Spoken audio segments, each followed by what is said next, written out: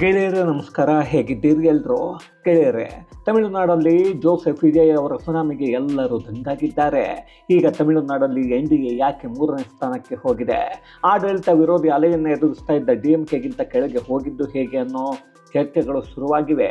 ಇಲ್ಲಿ ಅಣ್ಣಾಮಲೈ ವಿಚಾರದಲ್ಲಿ ಹೈಕಮಾಂಡ್ ಮಾಡಿದ್ದ ಎಡವಟ್ಟು ಇಷ್ಟೆಲ್ಲ ಆಗೋದಕ್ಕೆ ಮುಖ್ಯ ಕಾರಣ. ಮೋದಿ ಮತ್ತು ಅಮಿತ್ ಶಾ ಆತುರದಲ್ಲಿ ಏನೋ ಮಾಡೋಕ್ಕೆ ಹೋಗಿ ಅದಕ್ಕೆ ಬೇಕಾದ ಸೂತ್ರವನ್ನು ರಚಿಸಿ DMK ಸೋಲಿಸಿ NDA ಅಧಿಕಾರಕ್ಕೆ ತರುವ ಯೋಚನೆಯನ್ನು ಮಾಡಿದ್ರು. ಆದರೆ ಅದು ಹೇಳೋದಕ್ಕೆ ಹೆಸರೇ ಇಲ್ಲದ ಹಾಗೆ ಆಯಿತು. ಅದೇ ಸಮಯದಲ್ಲಿ ಅಣ್ಣಾಮಲೈ ಅಂತರ ಕಾಯ್ದುಕೊಂಡು ಪಕ್ಷ ಹೇಳಿದ್ದನ್ನು ಮಾತ್ರ ಮಾಡ್ತಾ ಬೇರೆ ಯಾವುದನ್ನು ಮಾಡದೆ ಸುಮ್ಮನೆ ಇದ್ದರು. ಈಗ ಅಲ್ಲಿ ನಡೆದಿದ್ದ ಎಲ್ಲ ವಿಚಾರಗಳು ಹೊರಗೆ ಬರ್ತಾ ಇದ್ದು ವಿಜಯ್ ಗೆಲುವಿಗೆ ಪರೋಕ್ಷವಾಗಿ ಅಣ್ಣಾಮಲೈ ಕಾರಣ ಅನ್ನೋ ಮಾತುಗಳು ಕೇಳಿ ಬರ್ತಾ ಇವೆ. ಹಾಗಾದರೆ BJP ಹೈಕಮಾಂಡ್ ಮಾಡಿದ ಎಡವಟ್ಟು ಏನೋ? ಅಣ್ಣಾಮಲೈ ಅವರನ್ನು ದೂರ ಇಟ್ಟು ಕೇಳ್ತಾ BJP ಹೈಕಮಾಂಡ್ ವಿಜಯ್ ಗೆಲುವಿಗೆ ಅಣ್ಣಾಮಲೈ ಕಾರಣ ಆಗಿದ್ದು ಹೇಗೆ? ತಮಿಳುನಾಡಲ್ಲಿ ಮುಂದೆ BJP ಕಥೆ ಏನೋ? ಎಲ್ಲವನ್ನ ಈ ವಿಡಿಯೋದಲ್ಲಿ ನೋಡ್ಕೊಂಡು ಬರೋಣ ಬನ್ನಿ. ಗೆಳೆಯರೇ, ದಕ್ಷಿಣ ರಾಜ್ಯಗಳ ರಾಜಕಾರಣ ಅಷ್ಟೊಂದು ಸುಲಭ ಅಲ್ಲ, ಅರ್ಥ ಮಾಡಿಕೊಳ್ಳೋದೇ ಕಷ್ಟ.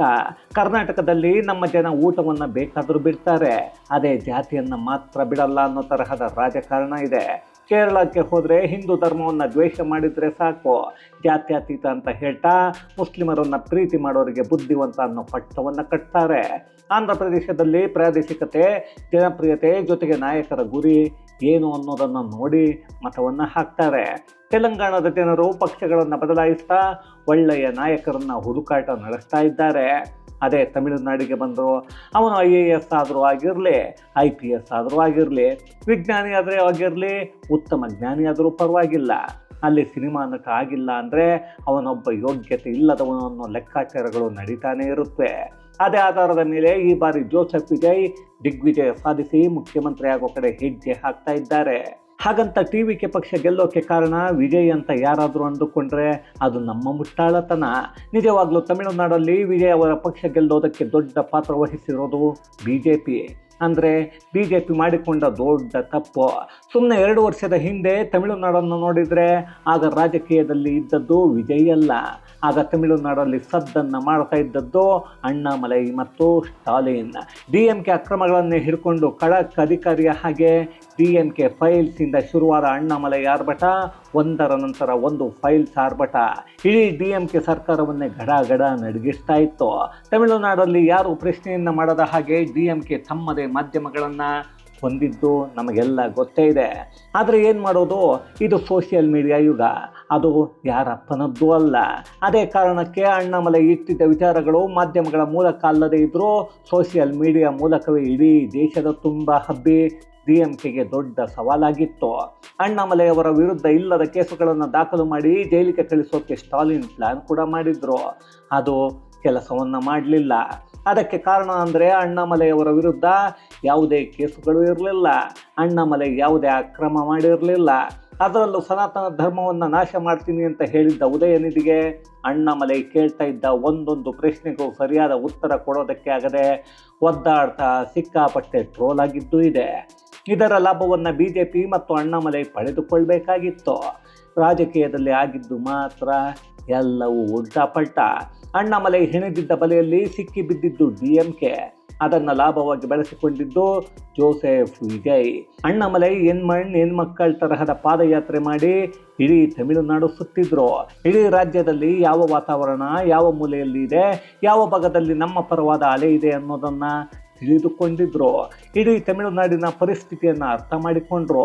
ಜನರಿಂದ ಕೀಪ್ ಡಿಸ್ಟೆನ್ಸ್ ಅಂತ 20ರಿಂದ 30 ಅಡಿ ಇದ್ದ ನಾಯಕರಿಗೂ ಜನರ ಮಧ್ಯೆ ನಿಂತು ಅಣ್ಣ ತಮ್ಮ ಅಂತ ಪ್ರತಿಯೊಬ್ಬರ ಸಮಸ್ಯೆ ಕೇಳೋ ನಾಯಕನಿಗೂ ವ್ಯತ್ಯಾಸ ನೋಡಿದ್ದ ಜನರು ಅಣ್ಣಾಮಲೈ ಅವರನ್ನು ದೇವರ ಹಾಗೆ ನೋಡೋದಕ್ಕೆ ಶುರು ಮಾಡಿದರು. ಯುವಕರಿಂದ ಮುದುಕರವರೆಗೂ ಅಣ್ಣಾಮಲೈ ಮಾತಾಡಿಸೋಕೆ ಮುಗಿಬೀಳ್ತಾ ಇದ್ರು. ಅಣ್ಣಾಮಲೈ ಎಲ್ಲರನ್ನ ಮಾತಾಡಿಸ್ತಾ ನಾನು ನಿಮ್ಮ ಜೊತೆ ಇರ್ತೀನಿ, ನಾನು ನಿಮ್ಮವನು ಅನ್ನೋ ಭರವಸೆಯನ್ನು ಮೂಡಿಸಿದ್ರು. ಅದೇ ಅಣ್ಣಾಮಲೈ ಪಾದಯಾತ್ರೆ ಪ್ರಧಾನಿ ಮೋದಿ ಅವರಿಗೂ ಖುಷಿಯನ್ನು ಕೊಟ್ಟು ಪಾದಯಾತ್ರೆ ಮುಕ್ತಾಯದ ಸಮಾರಂಭಕ್ಕೆ ಮೋದಿ ಅವರೇ ಬಂದಿದ್ದರು. ಅಲ್ಲಿ ಅಣ್ಣಾಮಲೈ ಅವರನ್ನು ಹಾರೈಸಿ ಅಲ್ಲಿ ಸೇರಿದ್ದ ಜನರನ್ನು ನೋಡಿ ತಮಿಳುನಾಡು BJPಯಿಂದ ದೂರ ಇಲ್ಲ ಅನ್ನೋ ವಿಶ್ವಾಸದಿಂದ ಅವರು ಹೋಗಿದ್ದೂ ಇದೆ. ಆದರೆ ಯಾವಾಗ ಚುನಾವಣೆಗೆ 1 ವರ್ಷ ಬಾಕಿ ಇತ್ತೋ ಆಗ ಎಲ್ಲವೂ ಬದಲಾಗಿ ಹೋಯಿತು. ಲೆಕ್ಕಾಚಾರಗಳು ಬೇರೆ ರೀತಿ ನಡೆದವು. ಅಣ್ಣಾಮಲೈ ಎಷ್ಟು ಸಾಮರ್ಥ್ಯ ಅನ್ನೋದನ್ನು ಅರ್ಥ ಮಾಡಿಕೊಂಡು ಅವರ ಸಲಹೆ ಮತ್ತು ನಿರ್ಧಾರಗಳಿಗೆ ಬೆಂಬಲವನ್ನು ಕೊಡ್ತಾ ಇತ್ತು BJP. ಆದರೆ ತಮಿಳುನಾಡಿನಂಥ ರಾಜ್ಯದಲ್ಲಿ BJP ಏಕಾಂಗಿಯಾಗಿ ಹೋರಾಟ ಮಾಡೋದಕ್ಕೆ ಸಾಧ್ಯ ಆಗತ್ತಾ? ಅಪ್ಪಿತಪ್ಪಿ ಸೋತ್ರೆ ಅನ್ನೋ ಭಯ ಆವರಿಸಿಕೊಳ್ಳೋಕೆ ಶುರುವಾಗಿದ್ದು BJP ಹೈಕಮಾಂಡ್ಗೆ. ಯಾವುದಕ್ಕೂ ಸೇಫಾಗಿ ನಮ್ಮ ಜೊತೆಗೆ ಇರಲಿ ಅಂತ AIADMK ಜೊತೆ ಮೈತ್ರಿ ಮಾಡಿಕೊಳ್ಳೋಕ್ಕೆ ಮುಂದಾದರೂ, ಯಾವುದಕ್ಕೂ ಪ್ರಾದೇಶಿಕ ಪಕ್ಷದ ಜೊತೆಗೆ ಇದ್ದರೆ ಆಂಧ್ರ ಪ್ರದೇಶದ ರೀತಿ NDA ಅಧಿಕಾರಕ್ಕೆ ಬರೋದು ಸುಲಭ ಅನ್ನೋ ಯೋಚನೆಯನ್ನು ಮಾಡಿದರು. ಅಲ್ಲೇ BJP ಹೈಕಮಾಂಡ್ ಮೊದಲ ತಪ್ಪನ್ನು ಮಾಡಿತ್ತು. ಈ ನಿರ್ಧಾರ ತೆಗೆದುಕೊಳ್ಳುವಾಗ ಅಣ್ಣಾಮಲೈ ವಿರೋಧವನ್ನು ಮಾಡಿದ್ರು. ಅದಕ್ಕೆ ಕಾರಣ ಅಂದರೆ ತಮಿಳುನಾಡಲ್ಲಿ BJPಗೆ ಗೆಲ್ಲೋದು ಸುಲಭ ಅಲ್ಲ. ಯಾವತ್ತೂ ನಾವು ಏಕಾಂಗಿಯಾಗಿ ಹೋರಾಟ ಮಾಡೋದೇ ಒಳ್ಳೆಯದು. ಮುಂದಿನ ಚುನಾವಣೆಯಲ್ಲಿ ಯಾರಿಗೂ ಬಹುಮತ ಬರಲ್ಲ, ಎಲ್ಲವೂ ಅತಂತ್ರ ಆಗತ್ತೆ. ದ್ರಾವಿಡ ಅನ್ನೋದು ವಿಫಲ ಆಗಿರೋ ಸಿದ್ಧಾಂತ. ಅದರ ಬದಲು ಬೇರೆ ಸಿದ್ಧಾಂತವನ್ನು ತರಬೇಕು. ಅದೆಷ್ಟೋ ವರ್ಷಗಳ ನಂತರ ಒಡಿಸ್ಸಾದಲ್ಲಿ BJP ಬಹುಮತ ಪಡೆದು ಅಧಿಕಾರಕ್ಕೆ ಬಂದಿದೆ. ಅದೇ ರೀತಿ ಏಕಾಂಗಿಯಾಗಿ ಹೋರಾಟ ಮಾಡೋದೇ ಒಳ್ಳೆಯದು ಅನ್ನೋ ಸಲಹೆಯನ್ನು ಅಣ್ಣಾಮಲೈ ಕೊಟ್ಟಿದ್ರು. ಆದರೆ ಅದಕ್ಕೆ ಹೈಕಮಾಂಡ್ ಒಪ್ಪಲೇ ಇಲ್ಲ. ಚಾಣಾಕ್ಷ ಅನ್ನಿಸಿಕೊಂಡಿದ್ದ ಅಮಿತ್ ಶಾ ಅಲ್ಲಿಯವರೆಗೂ ಅಣ್ಣಾಮಲೈ ನಿರ್ಧಾರಗಳನ್ನು ಒಪ್ಪಿಕೊಳ್ತಾ ಇದ್ದವರು ಇದ್ದಕ್ಕಿದ್ದ ಹಾಗೆ ಮೈತ್ರಿ ವಿಚಾರದಲ್ಲಿ ಬೇರೆ ನಿರ್ಧಾರಗಳನ್ನು ತೆಗೆದುಕೊಳ್ಳೋದಕ್ಕೆ ಮುಂದಾದರು. ಅದಕ್ಕೂ ಒಂದು ಕಾರಣ ಇತ್ತು. ಅದೇನೆಂದರೆ 2024 ಲೋಕಸಭಾ ಚುನಾವಣೆಯ ಫಲಿತಾಂಶ ಅಲ್ಲಿ ಕ್ಲೀನ್ ಸ್ವೀಪ್ ಮಾಡಿದ್ದು DMK ಅನ್ನೋದು ನಿಜ. ಆದರೆ ಅಲ್ಲಿ AIADMK ಮತ್ತು BJP ಸೇರಿ ಸುಮಾರು 34 ಸೀಟುಗಳು ಬರ್ತಾ ಇದ್ವು ಅನ್ನೋ ರಿಪೋರ್ಟ್ಗಳು ಬಂದಿದ್ವು.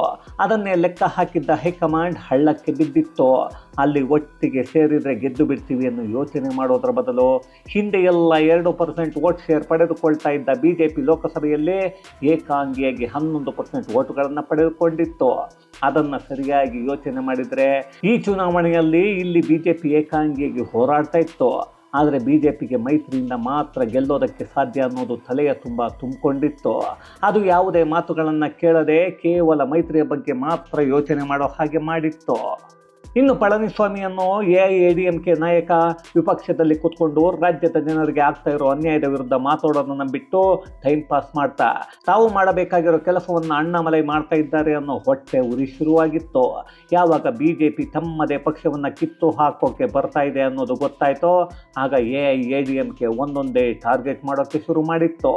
ಅದರಲ್ಲಿ ಮೊದಲ ಟಾರ್ಗೆಟ್ ಆಗಿದ್ದು ಅಣ್ಣಾಮಲೈ. ಆ ಮನುಷ್ಯನನ್ನು ಬಿಟ್ಟರೆ ಎಲ್ಲಿ CM ಆಗ್ತಾನೋ ಅನ್ನೋ ಭಯ AIADMK ನಾಯಕರನ್ನು ಕಾಡೋದಕ್ಕೆ ಶುರುವಾಗಿತ್ತು.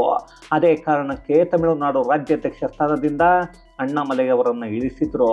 ಜೊತೆಗೆ ನಮ್ಮ ಪಕ್ಷದ ಜೊತೆ ಮಾತಾಡಬಾರ್ದು, ನಮ್ಮ ಪಕ್ಷದ ನಾಯಕರ ತಂಟೆಗೆ ಬರಬಾರ್ದು ಅನ್ನೋ ಕಂಡೀಷನ್ಗಳನ್ನು ಹಾಕಿದ್ರು.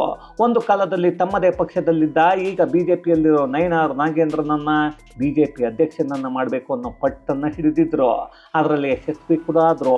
ಹಳೆಯ ಪ್ರಭಾವಿ ನಾಯಕರು ಪಕ್ಷಕ್ಕೆ ಬಂದರೆ ತಮ್ಮ CM ಪಟ್ಟಕ್ಕೆ ಕುತ್ತು ಬಂದುಬಿಡುತ್ತೋ ಅಂತ ಅವರನ್ನೇ ಬಾರದ ಹಾಗೆ ತಡೆದರು.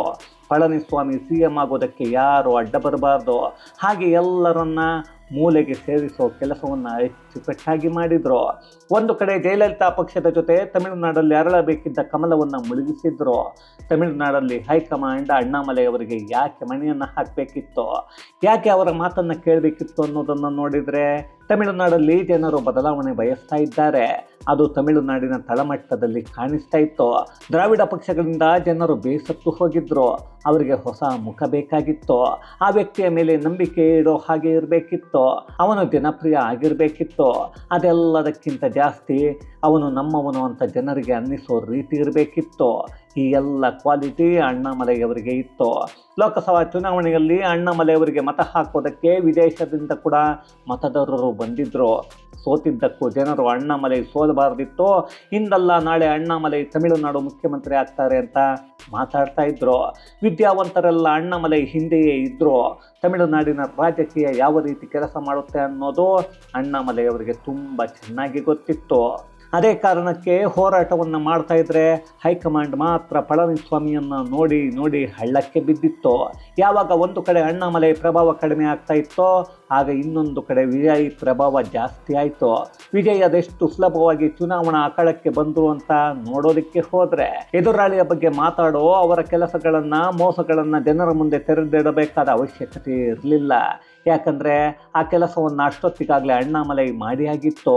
DMK ಆಡಳಿತದಲ್ಲಿ ಡ್ರಗ್ಸ್, ಭ್ರಷ್ಟಾಚಾರ, ಎಲ್ಲ ರೀತಿಯ ಅವ್ಯವಹಾರ ನಡೀತಾ ಇದೆ ಅನ್ನೋದನ್ನು ಇಂಚಿಂಚು ಅಣ್ಣಾಮಲೈ ಬಿಚ್ಚಿಟ್ಟು DMK ಅದೆಷ್ಟು ಮಾರಕ ಅಂತ ಜನರಿಗೆ ತೋರಿಸಿದ್ರು. ವಿಜಯ್ ಆರಾಮಾಗಿ ಬಂದರು. ಈ ಬಾರಿ ಫೈಟ್ ಏನಿದ್ರು DMK ಮತ್ತು TVK ನಡುವೆ ಅನ್ನೋ ಸೀಲನ್ನು ಒತ್ತಿದ್ರು. ಜೊತೆಗೆ DMK ಥರ ದುಷ್ಟ ಶಕ್ತಿ ಬೇಕಾ, TVK ಥರ ಒಳ್ಳೆ ಶಕ್ತಿ ಬೇಕಾ ಅಂತ ಕೇಳೋಕೆ ನಿಂತರು. ಆ ಸಮಯದಲ್ಲಿ ಜೋಸೆಫ್ ವಿಜಯ್ ಜನರ ಕಣ್ಣಿಗೆ ಕಾಣಿಸಿದ್ರು.